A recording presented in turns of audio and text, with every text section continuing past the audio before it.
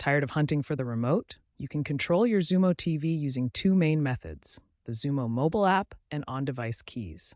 The Xumo app acts as a virtual remote, letting you change channels, adjust volume, browse content, and even cast media. Simply download the app, log in, and pair it with your Xumo device via Wi-Fi or Bluetooth. On-device keys, found directly on some TVs or streaming devices like Roku, offer basic controls like power, volume, and channel navigation, giving you tactile control without needing batteries or pairing. Both methods provide convenient alternatives to traditional remotes, giving you more flexibility in how you control your Xumo TV viewing experience. Here are key tips for using the Xumo app and on-device keys effectively. First, ensure your device and Xumo TV are on the same Wi-Fi network for seamless pairing.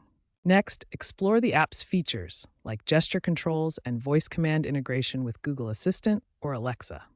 On-device keys are best for quick actions, but remember they lack advanced features like search.